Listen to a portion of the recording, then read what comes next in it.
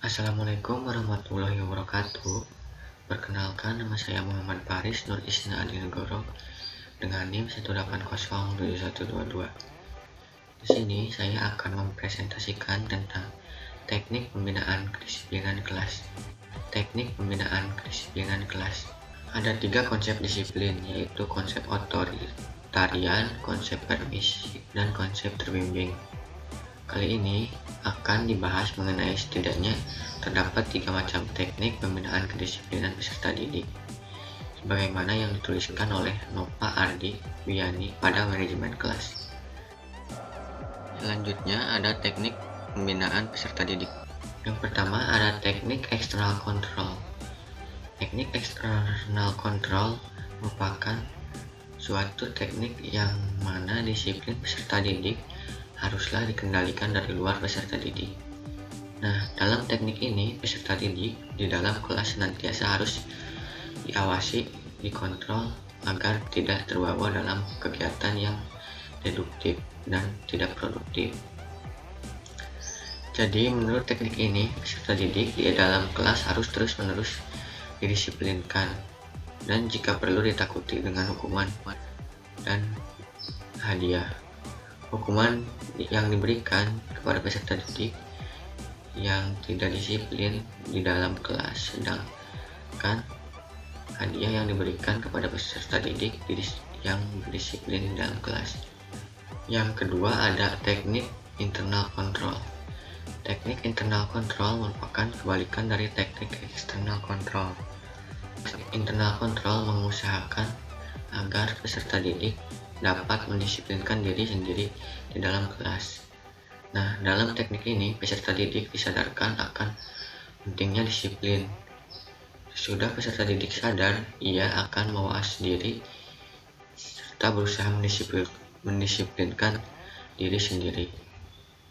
Jika teknik ini dikembangkan dengan baik, kunci sukses penerapan teknik ini adalah ada pada keteladanan guru dalam berdisiplin.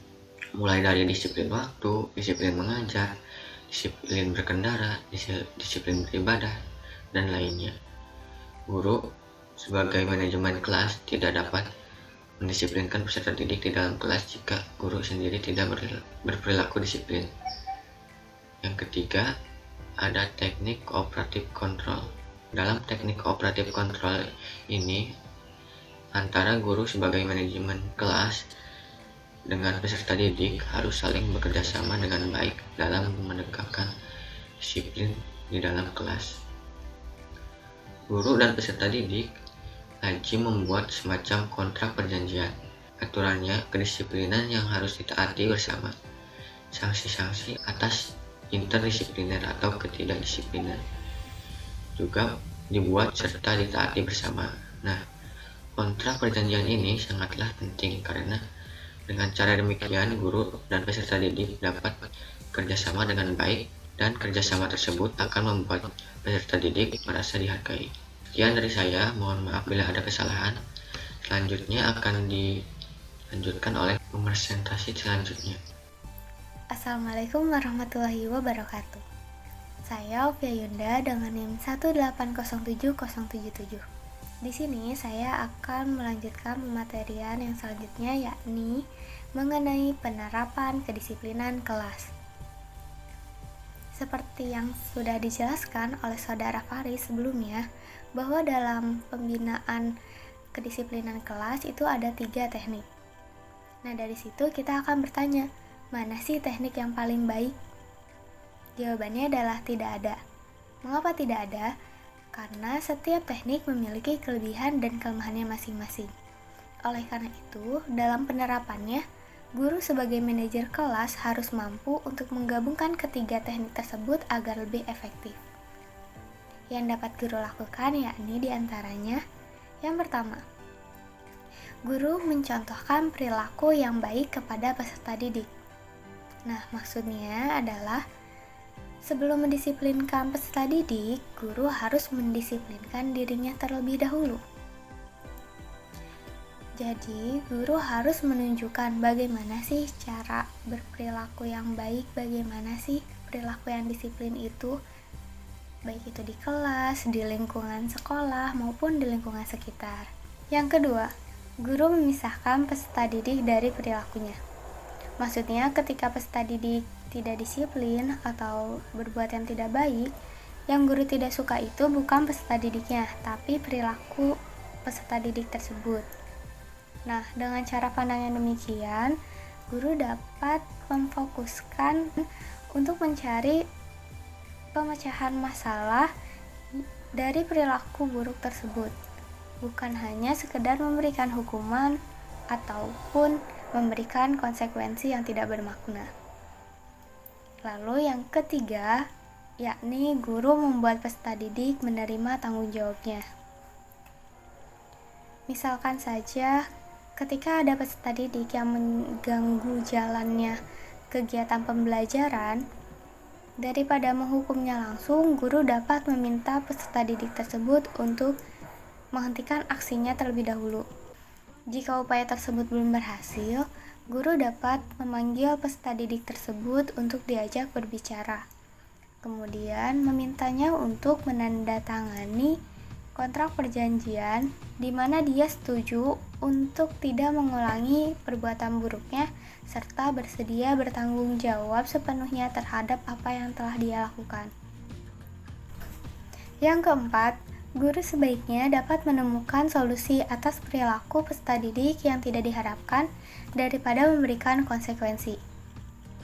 Jika ada peserta didik yang tidak disiplin di kelas, sebaiknya guru menghindari untuk langsung memberikan konsekuensi atau hukuman. Tindakan yang dapat dilakukan oleh guru yakni mengajak peserta didik untuk sharing, untuk bercerita, agar guru mengetahui mengapa sih peserta didik tersebut berperilaku demikian. Nah, setelah itu, guru sebagai manajer kelas memberikan pilihan solusi kepada peserta didik untuk mengatasi perilaku tersebut. Sekian dari saya, dan untuk selanjutnya akan diteruskan oleh saudari Erisca. Terima kasih.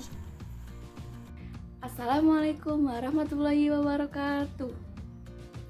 Perkenalkan, nama saya Erisca Stianini dengan NIM 1801843.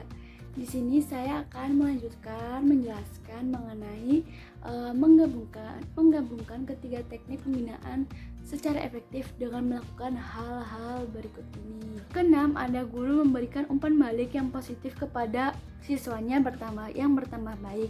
Nah, misalnya ada seorang peserta didik yang pernah melakukan kesalahan, kemudian sang guru menghukumnya. Nah, peserta didik tersebut berpikir bahwa dia tidak akan disukai lagi oleh gurunya karena pernah mendapatkan kesalahan, meskipun peserta didik tersebut sudah merubah dirinya menjadi lebih baik lagi. Oleh karena itu, ketika guru melihat peserta didiknya telah berubah menjadi lebih baik lagi, jangan segan-segan untuk memujinya, kemudian memberikan motivasi agar tetap konsekuen atau istiqomah dan melakukan pribadi yang lebih baik lagi. Yang ketujuh, ada guru menghapus bersih daftar peserta didiknya dan mampu berpikir positif kepada peserta didiknya. Baik guru maupun peserta didik tidak luput dari kesalahan. Nah, meskipun demikian, guru dan peserta didik tidak boleh mengulang-ulang lagi kesalahannya, karena guru di sini sebagai pihak yang paling dewasa dan sedang mendewasakan peserta didiknya. Itu dengan meyakinkan kepada mereka tidak melakukan kesalahan secara berulang-ulang. Nah, cara yang dilakukan seorang guru adalah dengan menghapus bersih daftar kesalahan setelah adanya upaya perbaikan dan selalu berpikir positif kepada peserta didiknya. 8. Ada guru fokus memberikan penghargaan kepada peserta didik yang berperilaku baik. Guru dapat bekerja sama dengan peserta didiknya untuk mendisiplinkan mereka. Nah, dengan cara bersama-sama membuat tata tertib kelas. Tata tertib kelas tersebut menjadi undang-undang yang harus mereka taati ketika mereka di kelas, agar peserta didik sesuai dengan perilaku yang ada di tata tertib kelas atau undang-undang, guru sebaiknya memberikan pujian atau sertifikat kelas atau lain-lain. Kemudian yang ke-10 ada bekerja sama dengan kepala sekolah dan wali peserta didik untuk mengatasi perilaku buruk peserta didik. Ada peserta didik yang cepat melakukan introspeksi diri dan ada juga peserta didik yang membutuhkan waktu yang lama untuk introspeksi diri dan sangat susah untuk memperbaiki perilaku buruknya. Dan meskipun guru sudah semaksimal mungkin untuk mengatasi perilaku buruk peserta didik tersebut dan memperbaiki perilakunya, jika hal tersebut tetap terjadi, guru bisa bekerja sama dengan kepala sekolah untuk mengatasi perilaku buruk peserta didik. Nah, kemudian jika kepala sekolah tidak dapat mengatasinya, maka barulah langkah selanjutnya bekerja sama dengan wali murid. Jika hal tersebut masih tetap terjadi, guru dapat bekerja sama dengan kepala sekolah untuk mengatasi perilaku peserta didik tersebut. Dan jika kepala sekolah tidak mampu mengatasinya, maka barulah guru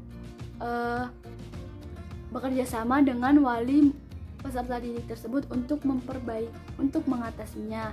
Sekian dari saya, kurang lebihnya mohon maaf. Assalamualaikum warahmatullahi wabarakatuh.